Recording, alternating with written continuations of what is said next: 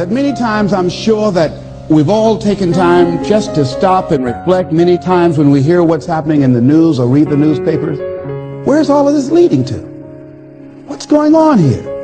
And so I think that now more than ever, we must begin to look at what are the things that we can do that would put us on some firm footing in life, that will enable us to do some things and use some powers that we have, that many of us go through life never ever discovering that we have those things going for us.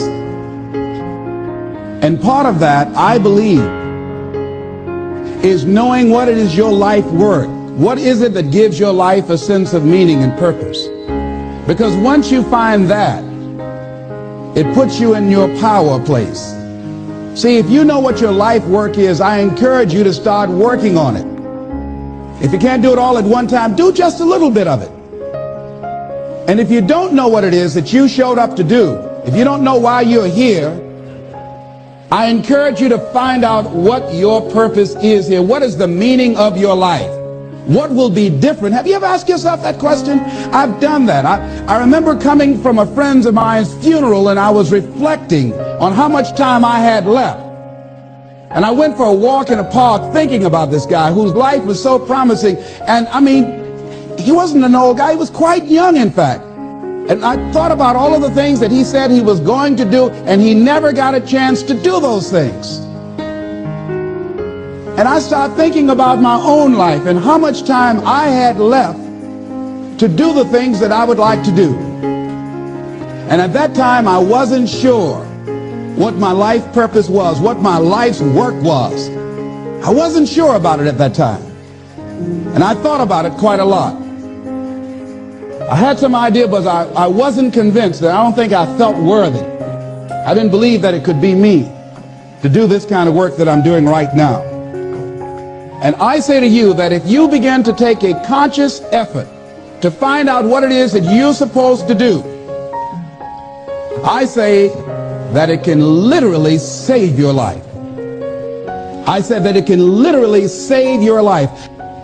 85% of the American public, according to recent studies, are going to jobs that they hate, working on jobs that do not challenge them. They get sick thinking about going. Because, see, when you go to a job and you already know how far you can go, you can already see that proverbial glass ceiling. See, when you're going someplace and you already know how much you're going to make, you already know how far you can go, you're in a dead-end position. It erodes your self-esteem. It lowers your sense of yourself. It creates an inner turmoil. It creates an emptiness in you. So I say that your life is worth finding what it is that you're supposed to do. And I'm not saying quit your job. I'm saying find it and do just a little bit of it. Just start working at it just a little bit, but do find out what your work is and hold on to it, and don't let your dream go. Don't let it go. See, and here's something else I want you to begin to look at. Why is it that most people don't pursue their dreams or don't do better than what they're doing if they're capable of doing it? I think that many of us don't go the next step because we don't know what to do yet. And I say that the reason that we don't even explore the possibility of what to do is because subconsciously we don't believe that it can happen for us, and we don't believe that we deserve it. Here's something else. Most people are not living their dreams because of fear, ladies and gentlemen. Fear, limited vision, and lack of self-esteem is what keep most people doing things they don't want to do. That is an illusion that we create in our mind. It is a state of mind that can be changed. So let's look at how we can begin to take some steps to restructure that fear, to begin to expand our visions of ourselves, to begin to increase our self-esteem. Webster said that self-esteem means confidence and satisfaction in oneself.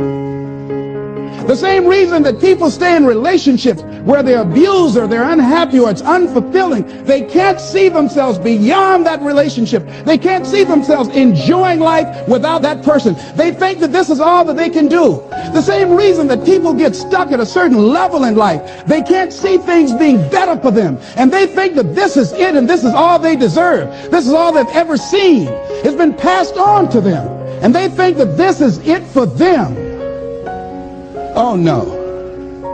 I was looking what Dr. Blanton, Smiley Blanton, who is a colleague of Dr. Norman Vincent Peale, what he said about fear. He said, fear is the most subtle and destructive of all human diseases. Ladies and gentlemen, fear kills dreams. Fear kills hope. Fear put people in the hospital. Fear can age you. Fear, ladies and gentlemen, can hold you back from doing something that you know within yourself that you're capable of doing, but it will paralyze you. And it seemed like you're in a hypnotic spell. And I ask you a question, what is the benefit? What's the benefit of allowing fear to hold you back? What's the benefit of giving up on yourself, of not stepping out on life and taking life on? What is the benefit for you? What's the plus in that? It's one of the things I had to ask myself. So I didn't want to make any mistakes. I wanted everybody to like me. I wanted to be perfect the first time I did something. It's not going to happen. You're going to make some mistakes. You're going to hurt some folks' feelings. You're going to create some enemies whenever you decide that you want to begin to take life on. You've got to ask yourself, how long am I going to allow this to hold me back?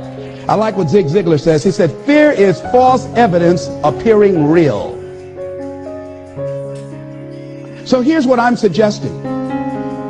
How much time do you spend working on you?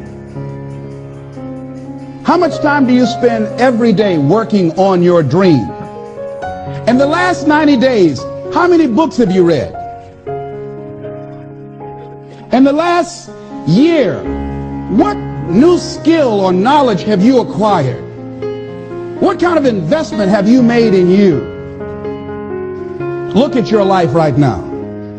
Whatever you've done up to this point in time, your life is working. Whatever you have produced, it came out of you as a result of the kind of person that you have become.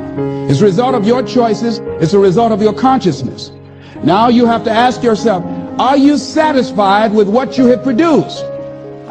Is this what you want? Would you like for things to be better than this? Do you believe that you deserve better than this? Or are you content? This is it. You don't have to do anything else. That you already resign yourself in life and say, well, I'm happy. I'm not starving like the people in Calcutta. So I'm saying that as you begin to look at where you want to go, if you want to make it today, and things are changing so fast you have to literally run to stand still, I'm saying that you've got to make some conscious effort to begin to work to develop you. Are you allowing yourself to get off the hook like that? Or do you believe somewhere in the back of your mind or in your heart that there's some other great work for you to do?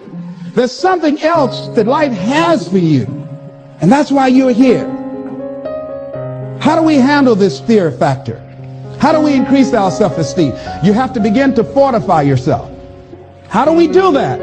I believe that you have to begin to consciously monitor your inner conversation and start talking to yourself. Start building yourself up. Sometimes the only good things you will hear about you are the things that you say to you. So I'm saying learn to be your own booster. Start building yourself up. Start encouraging yourself. Start saying, I can do this. I can make this happen. When I started thinking about becoming a speaker, I said, yes, I can do this. I can make this happen. When I start trying to convince myself I can be a businessman after flopping and failing and losing thousands of dollars and feeling stupid and dumb and having people take advantage of me because of what I didn't know, I had to talk to myself because people were saying to me that I was dumb. And somewhere in the back of my mind, I was saying, you're right. Look at what I've done. I had to say, no, Les. Hey, come on, man, get yourself together. You can handle this. You just haven't figured it out yet. It's all right. This is your training period. This is the tuition you have to pay for what you don't know. You can do this. Other people have done it. It doesn't take an Einstein. Get you some people that can teach you some stuff that you don't know. Get you some people that have done it successfully and learn from them. Take some seminars, workshops, read some books on how to manage a business. Change the way you see yourself and begin to tend to the personal details. Understand that nobody's going to take care of your business better than you.